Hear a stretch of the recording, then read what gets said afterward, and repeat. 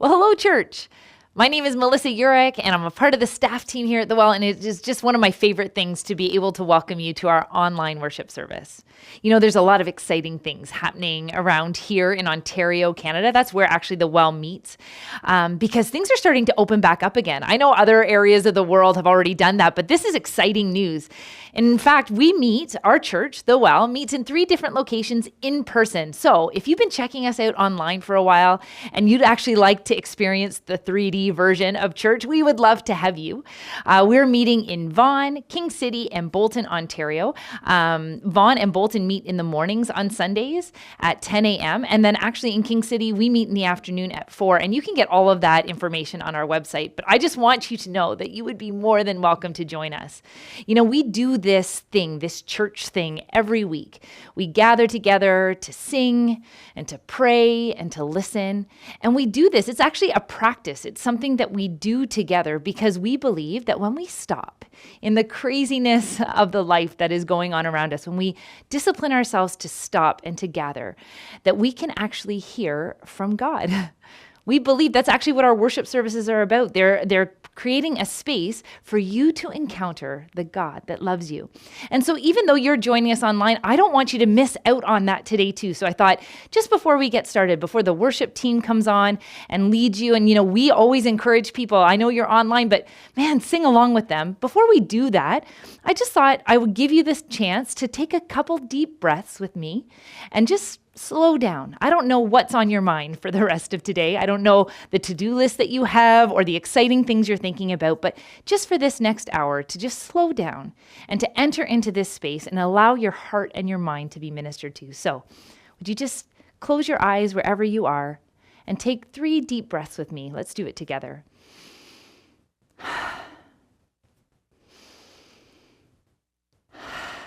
One more.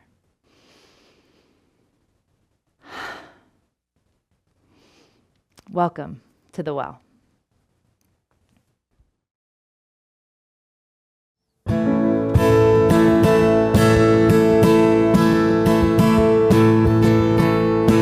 Sing this together. Greater is the one. Greater is the one who's in us. Greater is the one who calls our name. He will never fail. Sing stronger. Stronger is the one who's in us. Stronger is the one who fights for us. He will never fail. You will never fail. For your love endures forever. For your love endures forever. Open up our eyes, surround us with your light. Your love endures forever.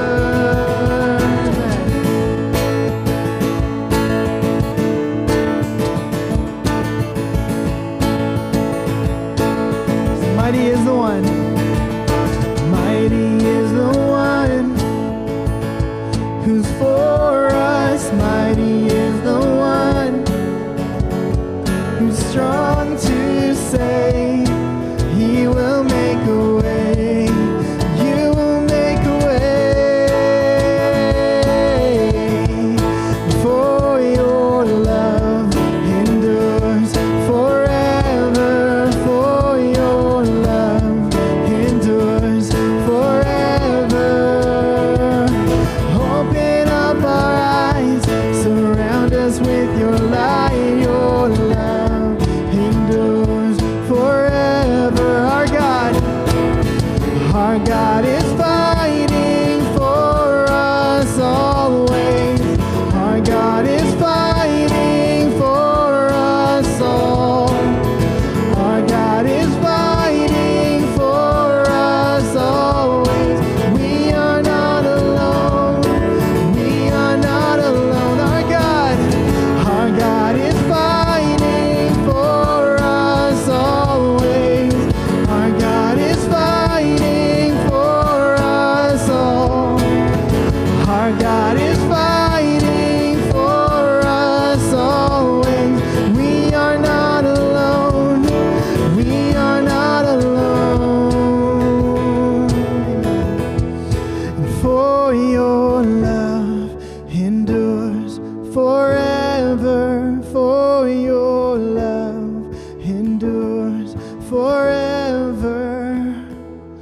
and open up our eyes. Surround us with your light, oh love endures forever, for your love endures forever, for your love endures forever. Open up our eyes, surround us with your light, your love endures forever. Sing it out, our God, 'cause our God is fighting for us always. Our God is fighting for us all. Our God is fighting for us always. We are not alone. We are not alone. We are not alone. We are not alone. God, we are not alone. We are not alone.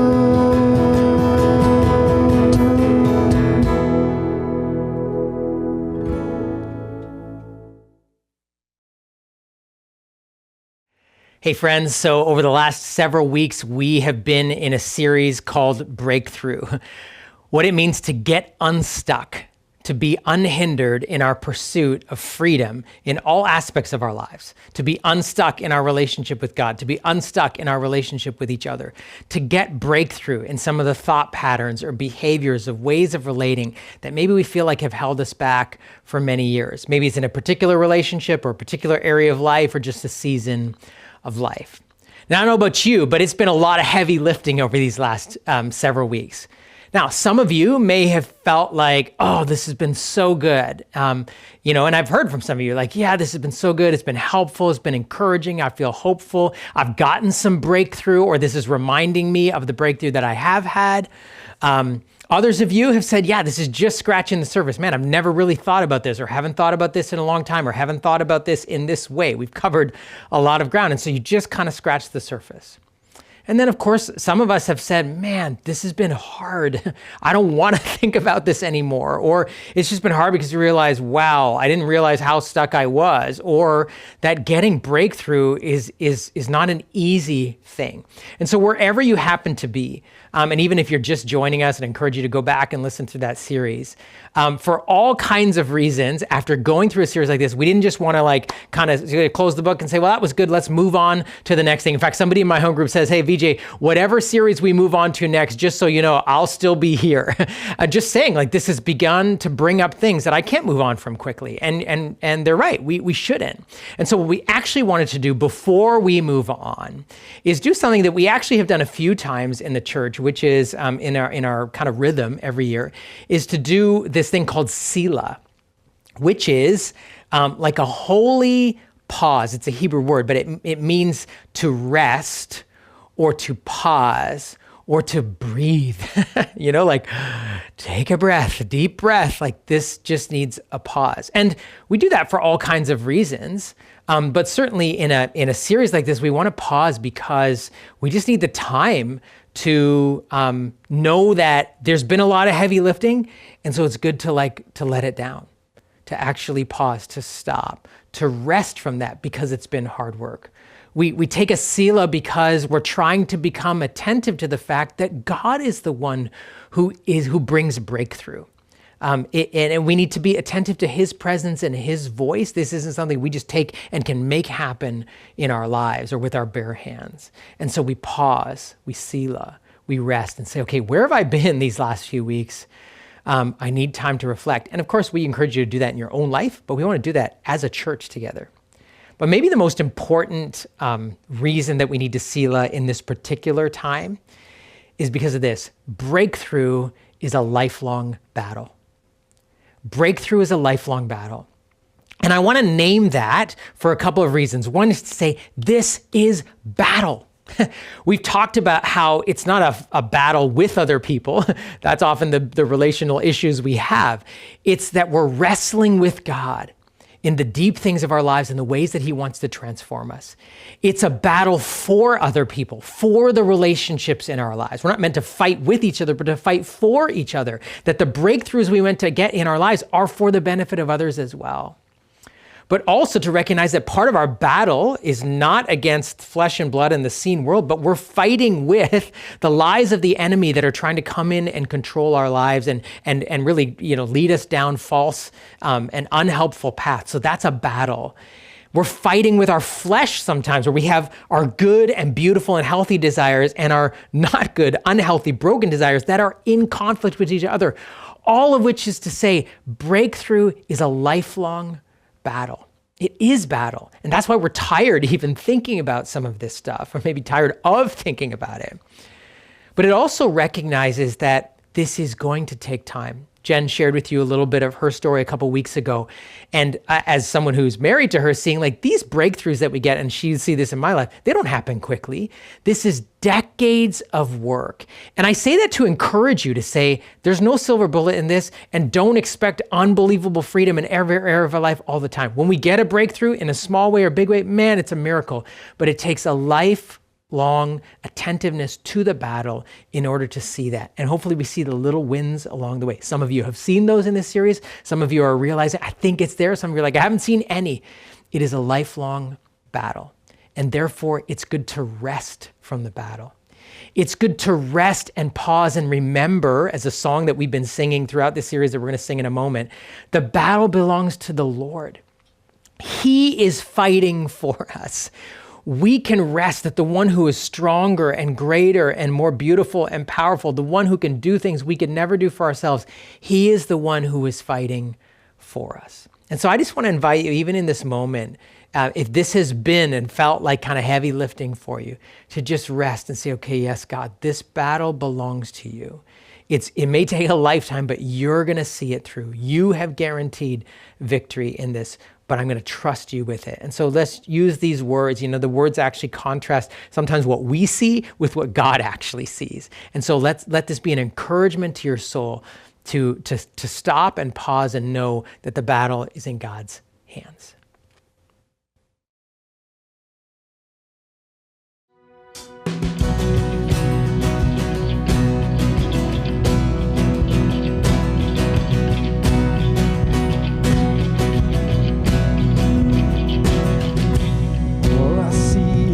Battle, you see my victory.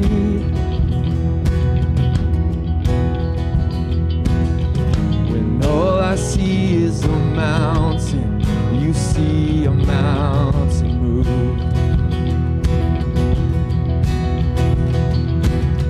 And as I walk through the shadow, your love surrounds me.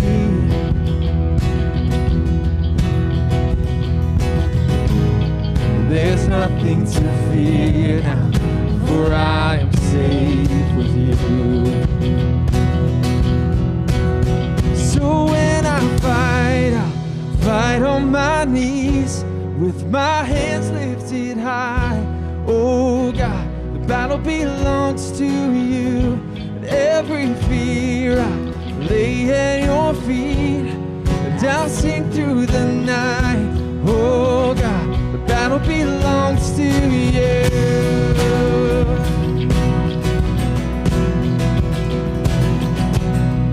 And if you are for me, who can be against me?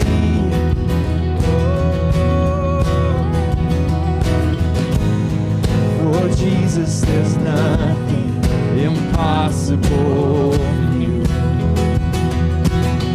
When all I see are the ashes, you see the beauty. Thank you, God. Thank you, God. When all I see is the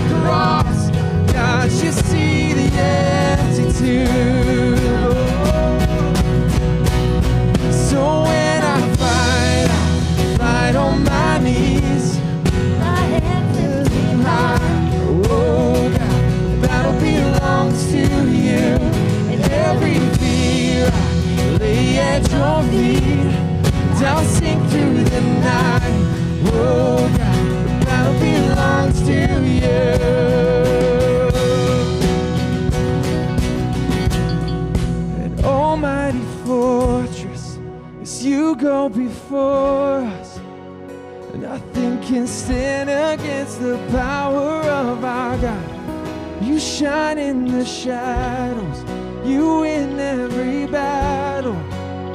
Nothing can stand against the power of our God. This almighty fortress, you go before us. Nothing can stand against the power of our God.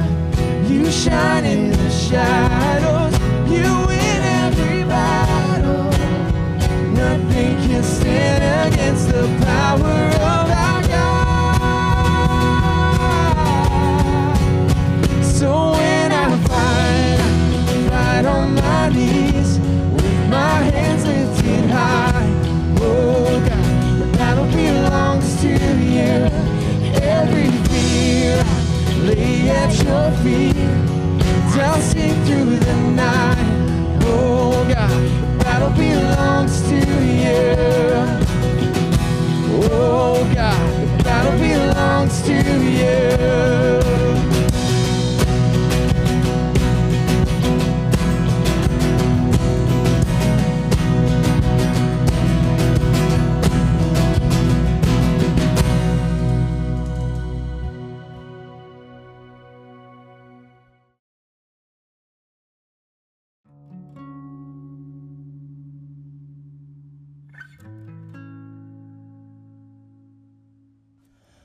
I grew up in an immigrant family as a latchkey kid, meaning that most days we as kids would go to school on our own and return home to an empty house.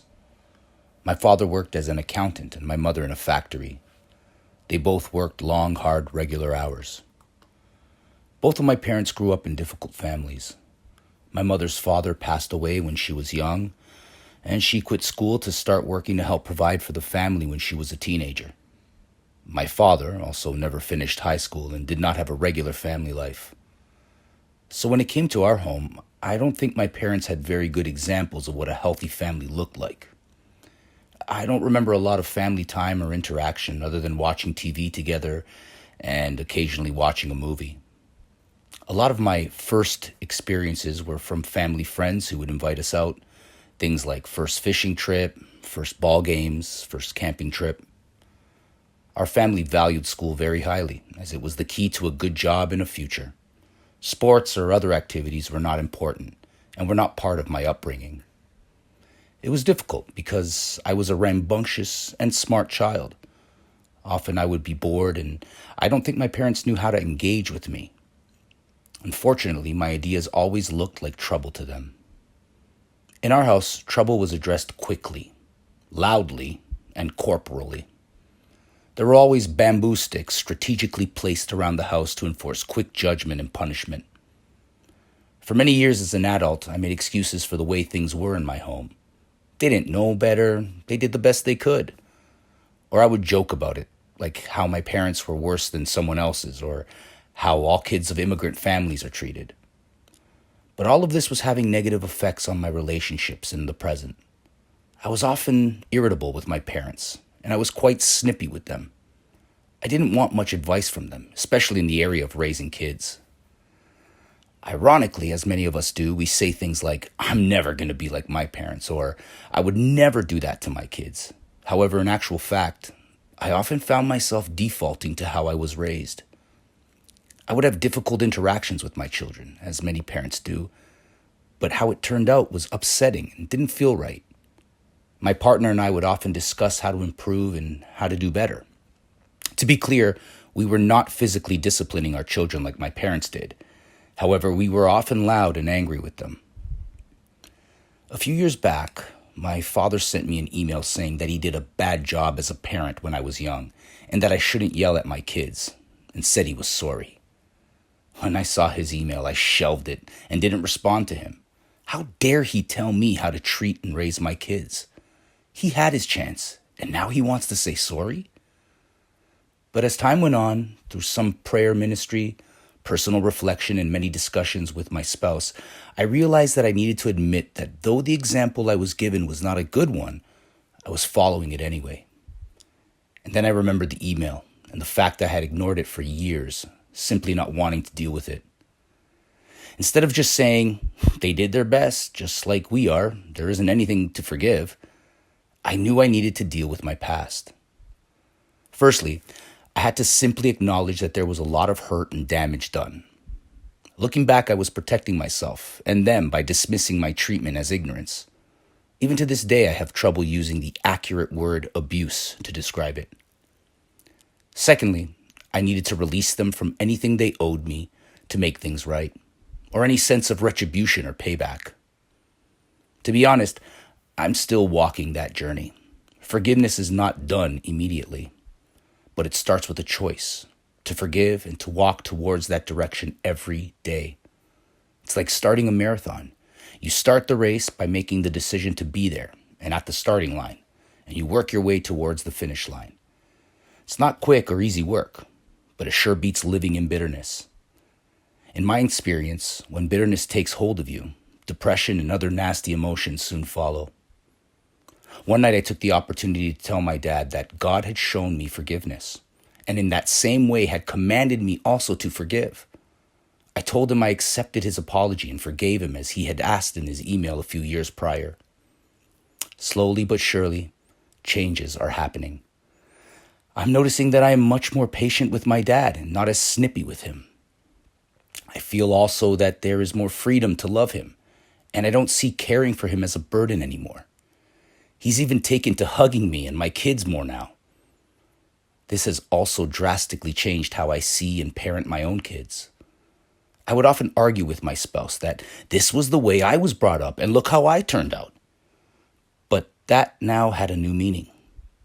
I didn't turn out as well as I thought. I just excused it, made it a joke, and stuffed it down, avoiding it, not ever dealing or understanding the ramifications of what was done or how it really impacted me, damaging my sense of worth and value, which I still battle with today. I wish I could say we are now perfect parents and now have all the answers and do it perfectly, but that wouldn't be totally accurate. What has changed is that I recognize that we can learn from my parents' mistakes and our own. We now are more able to read into situations and understand where anger or hurt may be coming from. We are also prioritizing being a safe place for our children, to be welcoming to hear their cares, worries, joys, and even their mistakes, something I now realize I never had as a child. And when we default back to a place of anger, I tell my kids I'm sorry for how I reacted, and I ask them for forgiveness as I try to grow.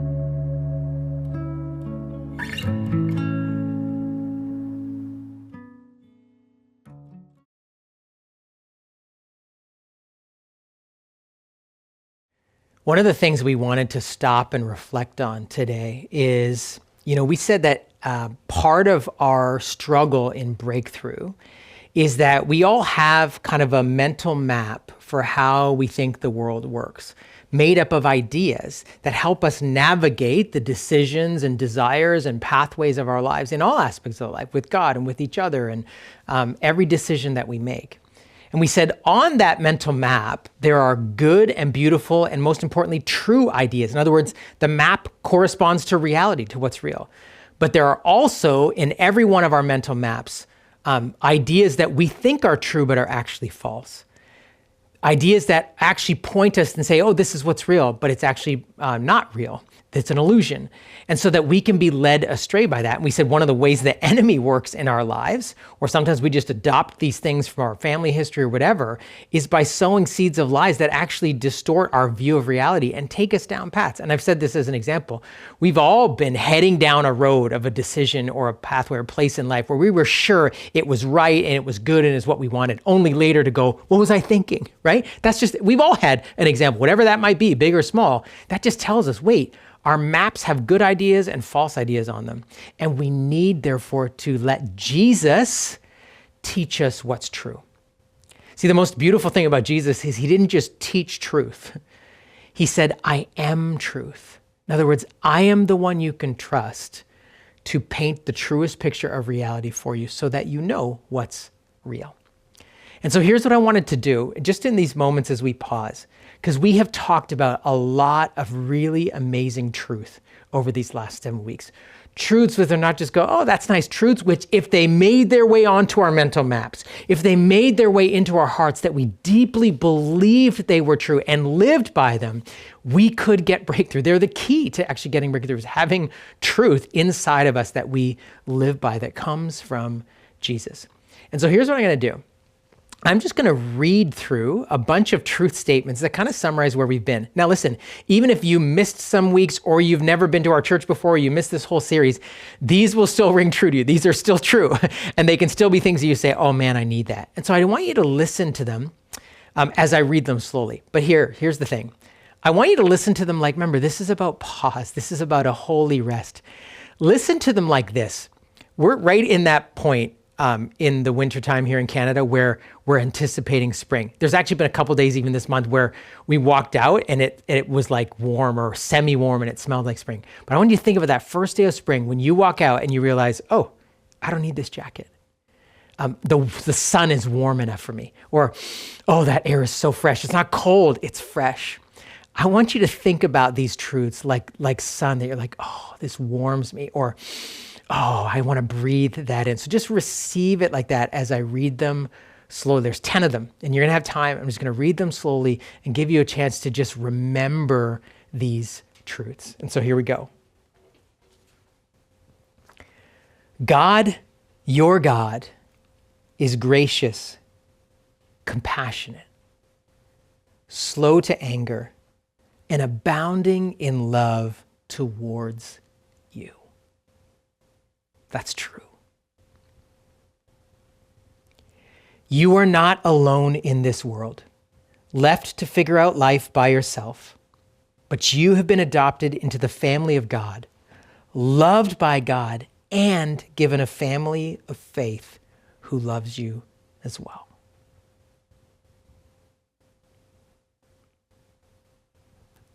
You are not valuable and important because of what you do, but because of who God says you are.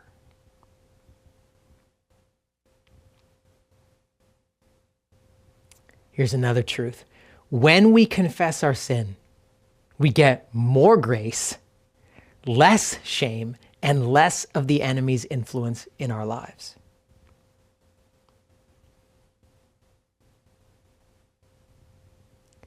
Forgiveness isn't a feeling. It's a decision to start a journey that we can begin today.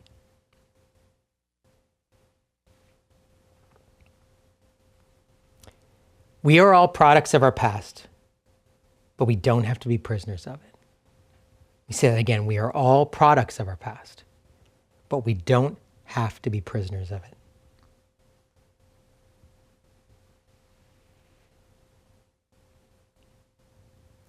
God has given you a place in his family so you can stop the patterns of repeated sins, false ideas, and unhealthy attachments from your biological family.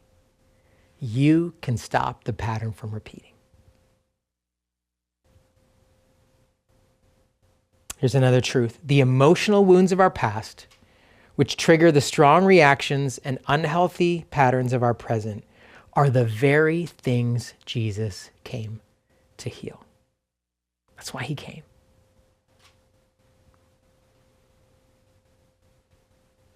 Here's what we learned last week. Fear is driven out of our lives when we learn to trust the love of God. It's a shift from trusting in good results to trusting that the love of God is enough for us, even in the bad results.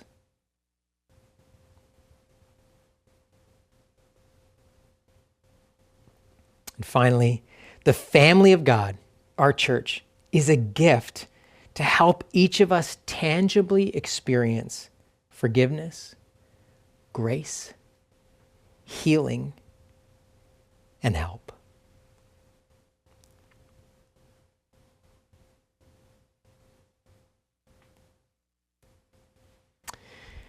Now, those are a lot of truth bombs, right? That's a lot of truth.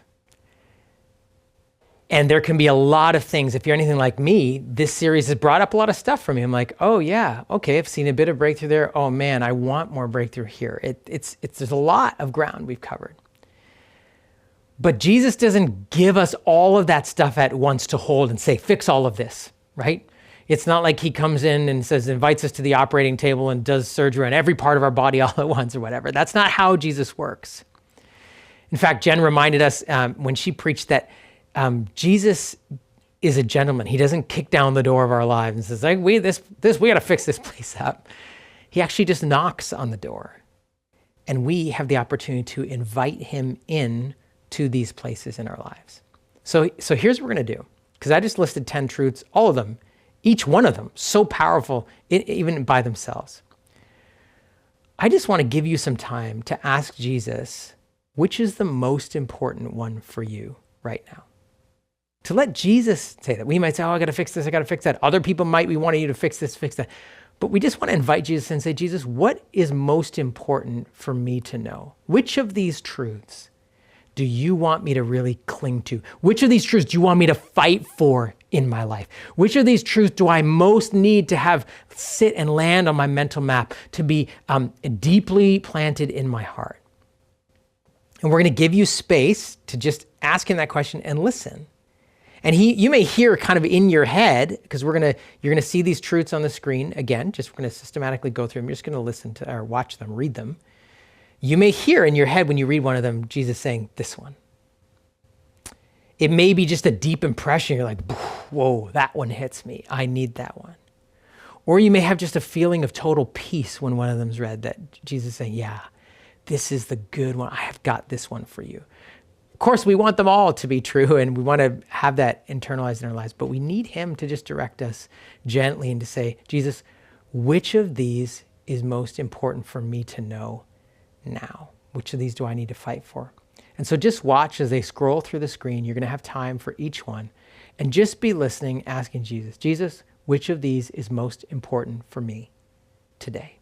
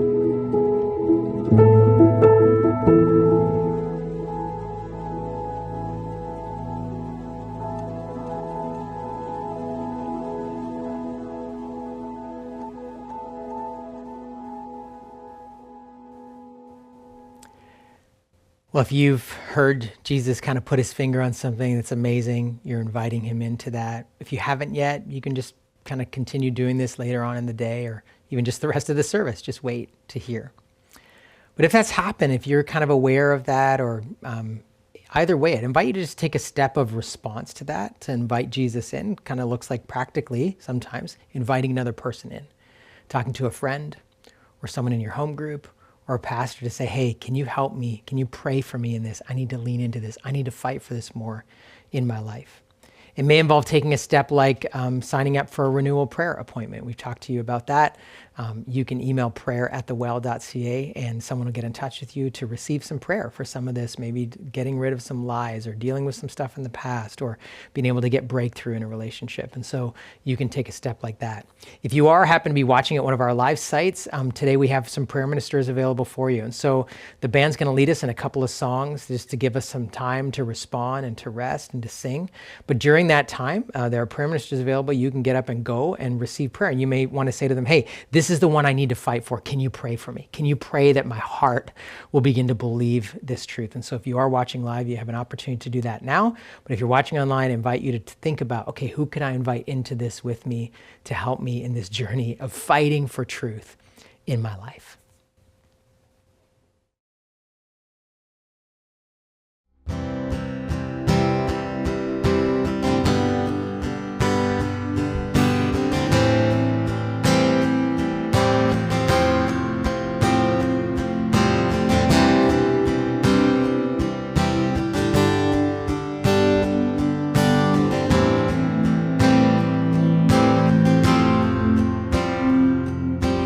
Falling on my knees in worship, giving all I am to seek your face.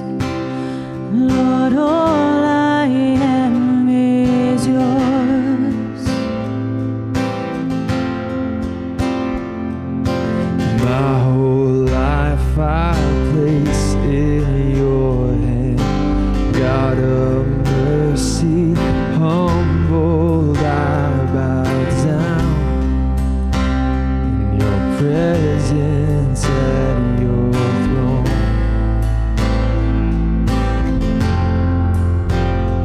And I call you enter, and you came to my rescue, and I wanna be where you are.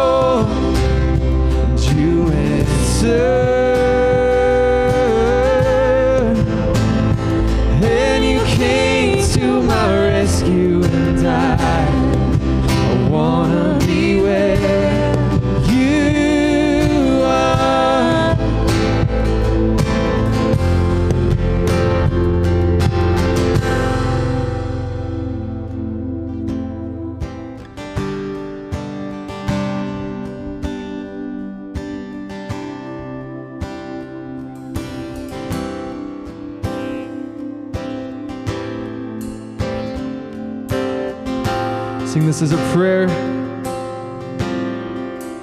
Oh God.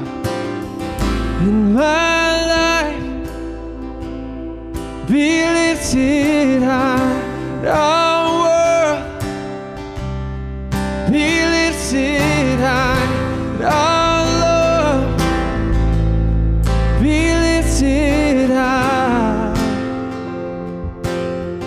Yes, Lord. In my life, be lifted high, our world be lifted high, our love be lifted high, be lifted higher, higher.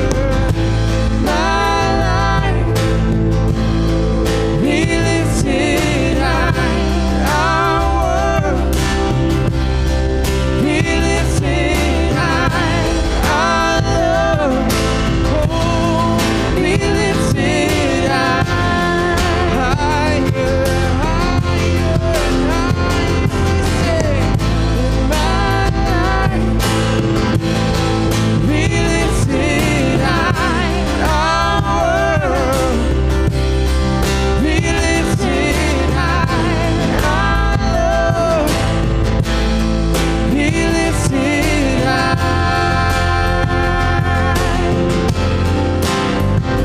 I call, you answer,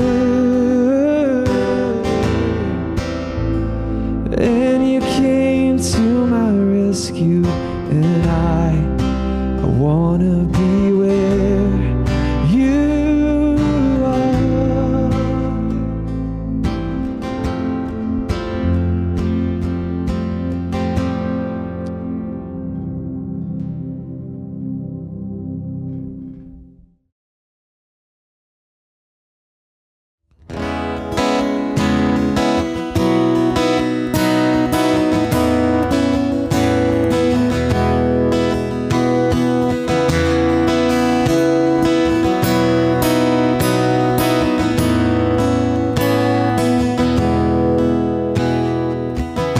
Before I spoke a word, you were singing over me. You have been so, so good to me. Before I took a breath, you breathed your life in me. You have been so, so kind to me.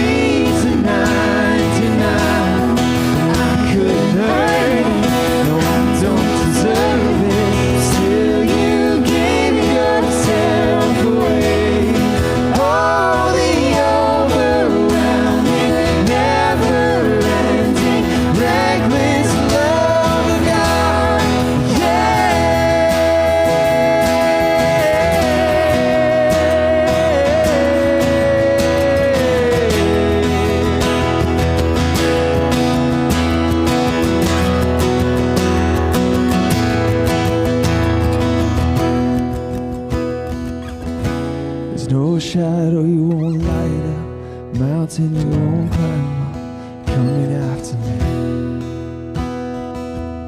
There's no wall you won't kick down, lie you won't tear down, coming after me. There's no shadow you won't light up, mountain you won't climb up, coming after me. There's no wall you won't kick down, lie you won't tear down, coming after me. There's no shadow you won't light up, mountain you won't climb up, coming after me. There's no wall you won't kick down, lie you won't tear down, coming after me. There's no shadow you won't light up, mountain you won't climb up, coming after me. There's no wall you won't kick down, lie you won't tear down, coming after me. Oh, the overwhelming, never-ending, reckless love of God. Oh, it chases me down, fights till I'm not, dreams of night to night. I couldn't earn it, I don't deserve it, still you give yourself away. Oh, the overwhelming, never-ending, reckless love of God.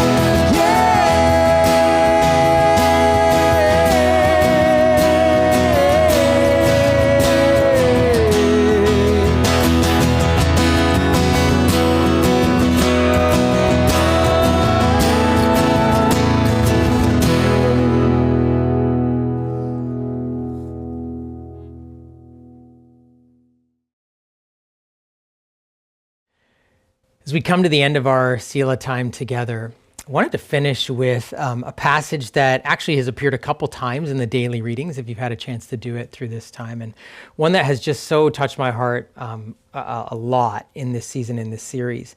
It's from Psalm 103, and it's a description of God's character, his way of dealing with people, who he's really like, what his heart is like. And it's so amazing. And if you kind of have questions or maybe lies about who God is, that's one of the most amazing passages to read. But as I was going through it during this series, I thought, okay, if this describes who God is, it actually is also describing who the people of God are meant to become, are meant to be like, not in kind of a striving way, but like if God's plan and purpose is to transform us, to get breakthrough, that we become more like him. And that is the amazing truth and the gift of what it means to be a follower of Jesus. God is making us more like Jesus. Then when we meditate on these statements about who God is, there are actually ways in which we can say, oh, we want to be like that. And so what I want to do is I'm going to read this passage slowly. We're going to go through it a couple times. And here's what I'm going to ask you to do. I want you to think about it and reflect on it as what kind of community is God calling us to be like? And maybe there's a word in there in particular that's like, yeah, that's who we need to grow or become more like. And maybe because it's an inspiring word, or maybe you're like, I don't think we're that kind of a community. We need to be that kind of a community. We need collectively to get breakthrough to become more like that. Maybe it's a phrase, maybe it's just a feeling or experience or an image that comes to you as you listen to this passage. But we're listening here now, not only as a description of who God is, but what does it mean for us to be people of God like this? And so I'm going to read it twice slowly, but the first time I just want you to listen, just catch the feel of the passage. Don't worry too much about listening for a specific word. And then the second time we read it through again, we'll ask for more specific, be able to listen from God. And so here's what it says.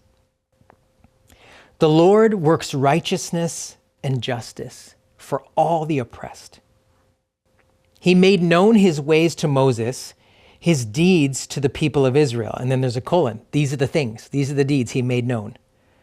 The Lord is compassionate and gracious, slow to anger, abounding in love. He will not always accuse, nor will he harbor or hang on to his anger forever. He does not treat us as our sins deserve, or repay us according to our iniquities. For as high as the heavens are above the earth, So great is his love for those who fear him. As far as the east is from the west, so far has he removed our transgressions from us. As a father has compassion on his children, so the Lord has compassion on those who fear him. That's a beautiful section of Scripture describing not only who God is, but who we can become.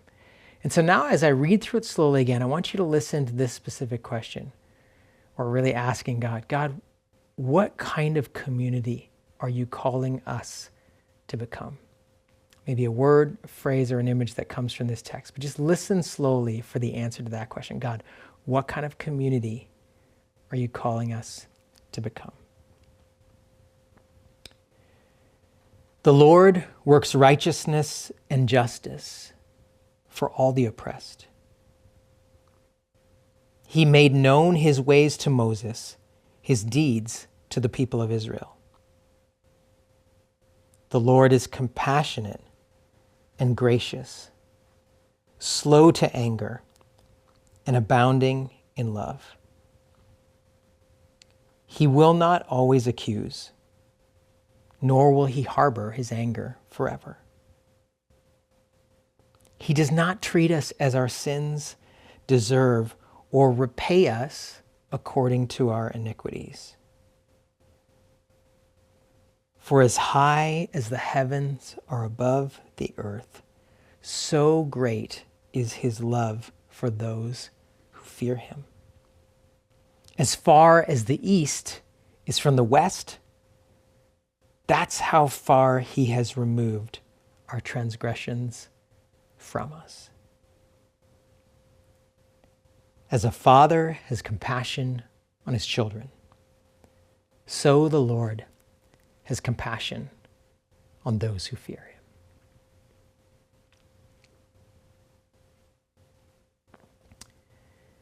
In our live sites today, we're actually going to, the answer to that question, we're going to be writing on sticky notes and putting up all over the walls there, just as a response to say, God, this is who we feel you're calling us to be. This is the people we want to be. But for those of us online today, what I actually decided to do, I asked some of our people who kind of pray on a regular basis and listen to God on behalf of our church. I said, can you take this passage and listen for this question? God, what kind of community are you calling us to become? So I want to actually share those with you, and they may resonate with some of the words that you've heard. And chances are, if you heard something and it comes out from one of these, you're like, okay, I don't even know who wrote that. God must be speaking to us. So I encourage you to be listening as you hear what others have listened on behalf of our church in this passage. And so here's what the sticky notes we're putting up today for the online congregation we're watching today. God is calling us to become people who go to great lengths to know God and love others. He's calling us to become people who go to great lengths to know God and love others. He's calling us to become people who see God much more for who he really is, because this is the key to breakthrough, when we actually understand who God is. He's calling us to become a more gracious and compassionate community, where we are patiently committed to tending to the deep pains and hurts of each other. Patiently committed to helping each other in our hurts, listening, healing, forgiving. He's calling us to become people who visibly demonstrate God's loving and miraculous ways.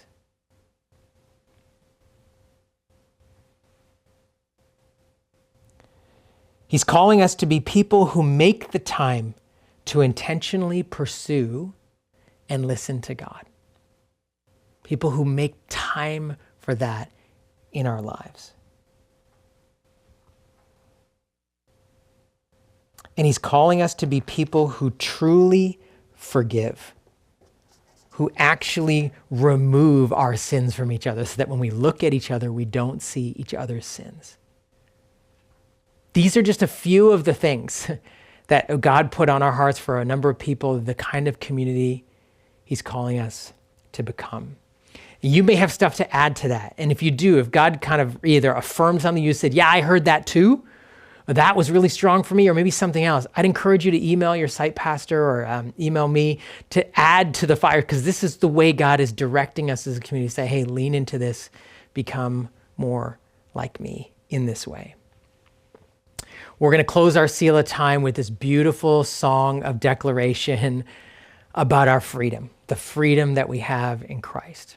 And I just want to invite you, as you sing that, as we kind of close this time of rest together, to just say to God, God, whatever work you've started in me, whatever ways I'm beginning to get free or realizing that I'm not free and I'm meant to have freedom in it, God, help me.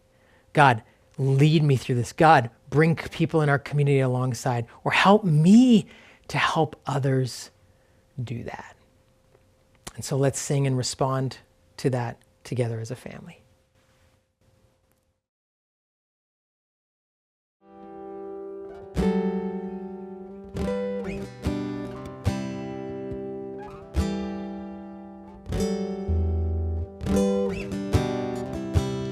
You unravel me with the melody.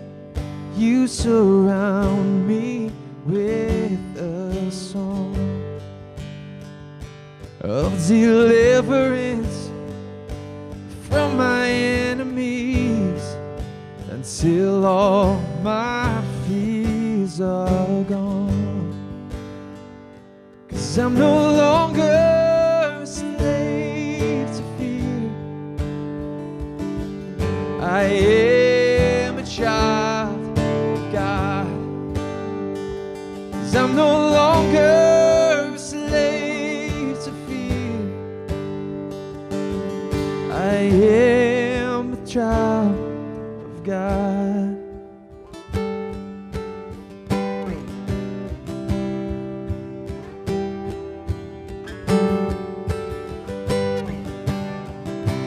From my mother's womb, you have chosen me. Your love has called my name. Thank you, Lord. And I've been born again into your family. And your blood flows through my veins. I'm no longer a slave to fear.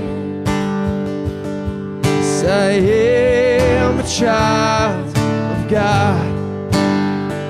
So I'm no longer a slave to fear. Yes, I am a child of God. Oh, 'cause I'm no longer a slave to fear. Yes, I am a child of God. Yes, no longer a slave to fear. Yes, I am a child of God.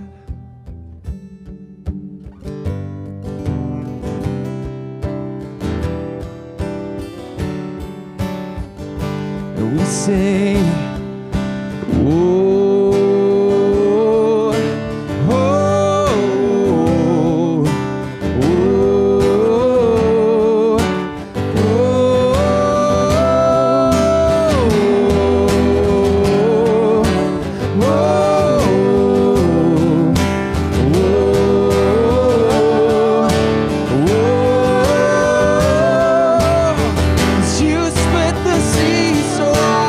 walk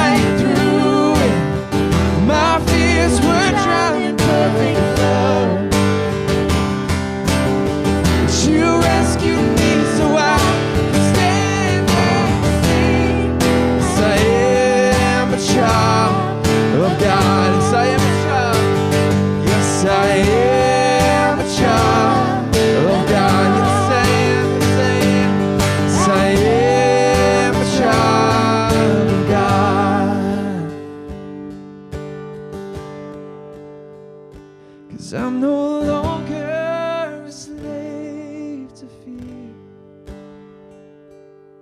I am a child of God. Yes, I'm no longer a slave to fear. Yes, I am a child of God.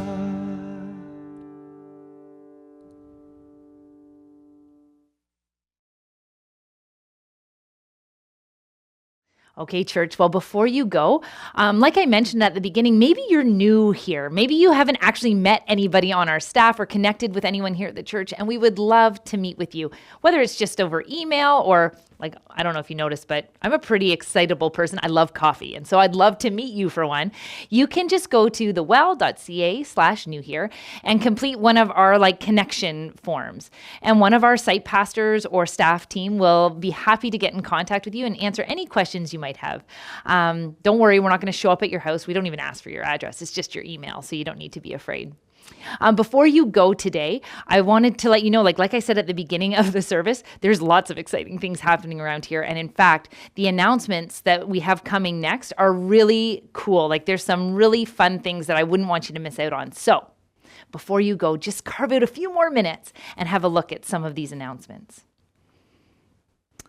Church, we wanted to let you know that our divorce care group is starting up again this year. Every year we run this group, and we believe it to be a really powerful ministry, actually, to bring people together who are going through the same difficulties to be able to learn and to share and to grow together. And so if you are divorced, if you were divorced a long time ago, or you're going through one now, or maybe you're not divorced yet, but you're separated and you're having trouble in your marriage, this group is perfect for you, actually. They're going to be meeting together in person beginning March 29th, and you can get all of the information that you need about that on our website at thewell.ca/divorcecare. You'd be able to register there, and they're actually meeting at our Vaughan location we call it the Hub, which is right at Highway 7 and 400. And so if you have any questions about that, or you wonder if this is something that maybe could be helpful to you now, yeah, please go on there, fill out the form. We'll be in touch with you and answer any questions you might have.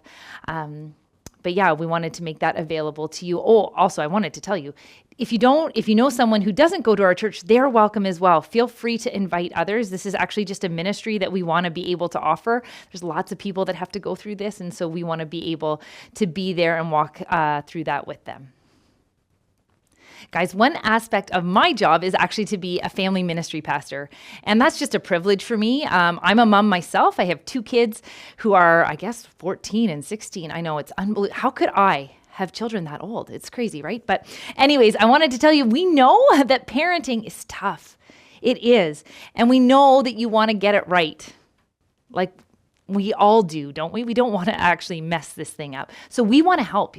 So we're really excited that this year we're going to be running our first ever Parent Summit.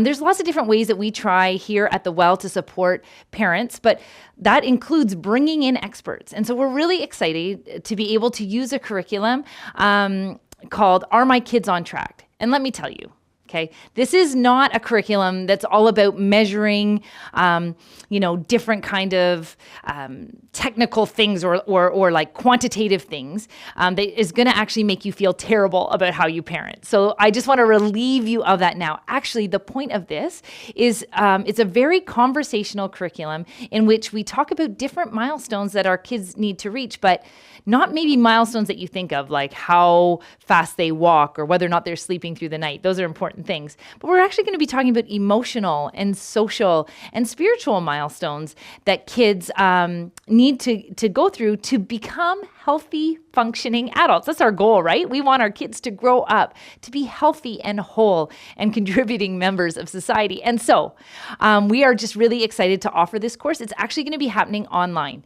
We're going to do it on March 23rd and 24th in the evenings from 8 until 9:30 p.m. We believe that that's the most accessible time time for all of the different ages. So whether or not you don't have kids, but you're thinking about kids, or you're expecting one, or your kids are older, they're teenagers like mine, or maybe even young adults. The really great thing about this curriculum is it is applicable at all life stages. It truly is. I've been reading the book that kind of accompanies the curriculum is called Are My Kids on Track? And there are two psychologists that wrote it. Their names are Sissy Goff and David Thomas. And these guys run a counseling center in Nashville, Tennessee. And so they have all of these kids and families that they have worked through all sorts of different issues with, whether it's anxiety or depression, divorce. It runs the whole kind of gamut of stuff. And they have written this book to help us as parents to be able to have the conversations that we need to have and create the environments in our homes that help our kids achieve these milestones. And so you need to register and come. There's no cost. Like, this is a free curriculum, a free summit for you to attend. Like I said, it's going to be in the evening, so you can do it at home. You don't have to get a babysitter. And you can invite your friends. Like I said, this is actually meant and accessible for anyone. So whether or not you're somebody that follows Jesus or not, the content within is completely applicable to your family situation. I also want to let you know that there's going to be breakout sessions. So we're going to, like, the way the evening goes, just so you know, is we're going to watch some content together and learn. And then we're going to break into groups in kind of loosely based on age and stage. So you get to choose which group you want to be a part of. I usually call them littles, middles, and bigs. And so we'll talk about that as it goes along. And we'll be able to put you in groups with maybe a friend that you know you want to be with. But you can be in those groups to just talk. There's listening guides and questions that will be accompanying the content. And we can just talk about how this actually could play out in our own lives. So there's a learning portion and there's like a sharing portion. And we believe that this is actually the way to do it. I've often said, I don't know how I could have parented by myself. I'm so grateful for my church family and my friends who have kind of journeyed this with me. And we want you to be able to have that experience too. And so mark your calendars for March 23rd and 24th from 8 until 9 p.m. and go to thewell.ca/PAS 2022. That's Parent Summit 2022. You get that? Go there and register, and I will be able to get in contact with you and give you all the details and send you the Zoom link and all of that stuff. But you don't want to miss it. And again, sorry, I did say this, but whether you're like, you have babies and you're thinking, I'm never going to have to talk to them about being resilient, you will. And whether or not you have an 18-year-old that you're like, really, do we have to talk about emotional vocabulary? You do. This is applicable all the way along. And so please come. You won't regret it. I promise. Hey, church, Melissa and I are so excited to be with you today to talk about Live on Mission Week, happening March 6th to March 13th. It's the week formerly known as Global Week. Basically, every year we take time specifically to remember that God has a heart for the world. And the purpose of this Global Week and this year's Live on Mission Week that has many different activities in it, first of all, is just to increase or widen our embrace. Our vision statement here at The Well is Deep Faith, Wide Embrace. And that's because God has a wide embrace. God's heart is not just for you and not just for me, but it's just for the world and for all of the individuals and people groups and nations of the world. And so when we engage in that, when we he invites us to join him in his mission, our hearts are meant to get bigger, to include more people and to care about more people in the world.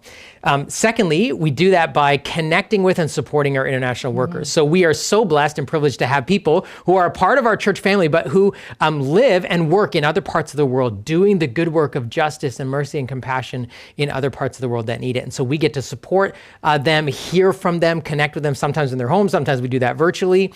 We're going to do that again this year. And thirdly, to actually do the practical work of justice and mercy in our neighborhoods and in the places in the world that are hurting and broken and in need. You know, when Jesus came to the world, he didn't just teach, he actually did good works in the world. He brought justice and mercy and compassion and healing to people people who needed it. And so that's all part of what we call Live on Mission Week. Melissa's going to talk to you about some specific ways we're going to do that this year. One of the things that the Well does really well is generosity. And over the years, we've done lots of different activities to raise money to help some of those global initiatives. And this year is no different.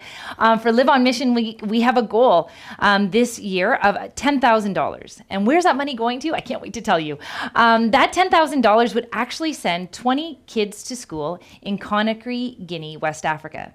If you don't know, we have a really strong and long-lasting relationship with a woman. Her name is Lisette Lavoie. She is a Canadian international worker who has lived for many, many years now in Guinea and has connected us with actually the Kids in Crisis Center. It's a home for kids who are infected or affected by HIV. Sometimes here in North America, we forget that that is still a major, major issue in the world. And in fact, there are many kids who grow up either infected with it and don't have access to the medicines that they need, or actually they lose their parents and they're orphaned. And so this center provides a home for kids just like that. And right now there are 13 school-age kids that are living there that need to go to school, and we can help with that. Do you know it only costs $500 to send a child to a private school? This covers things like their uniforms, their books, their tuition, their lunches, their transportation. And so we think, so there's 13 living at the center. We want to help do that. That can be a gift from our church to them, but also, why don't we send some other kids in the community? We'd like to be able to help Lisette do that. And so our goal is to send 20 kids. That's $10,000. And so between our 3 sites, we believe that that's totally doable. And actually, one of the more exciting things that's going to happen this year is anything that we raise over and above $10,000 is actually going to go to our 3 local sites and specific local initiatives that are happening there that will minister to those in need. That looks different in each site, and I'm not going to get to go into all of those details now. You can actually find out more about that by going to either King City, Vaughan, or Bolton on a Sunday. You're going to get to hear more and more about that. But just so you know, all of the funds, like when I say all, I mean all, like ALL, all of those proceeds are going to go directly to Guinea, to those kids to go to school. And then, like we said, over and above will go to those local initiatives. So you can feel good about the money that is raised there. So how do we raise this money? Lots of people give. For sure, they write checks, and that's great. But our favorite thing to do is to engage, have our kids and our youth actually help us grow in generosity. And so what we've been doing for like a lot of years now is something that we call the 30-minute market. Now, COVID has put a funny little spin on that. We don't do the market in person. We won't again this year, just given all the different restrictions. We're going to do our 30-minute auction. And that's actually a misnomer because it's not 30 minutes. It's going to be longer than that because there's too many good things to buy. What happens is our kids and our youth invest $10 in their micro business. They create either goods or services that they can then sell to our church community and beyond. And so what you're going to want to do, you want to be a part of this. This is super fun because not only do you get to see the creativity and the gifts and talents of our kids, but you actually get a picture of their heart for children who look just like them, but live in other parts of the world and don't have the opportunities that they have.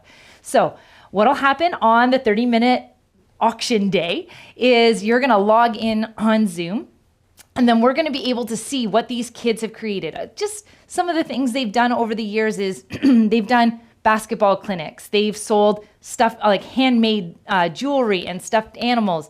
They are baking machines.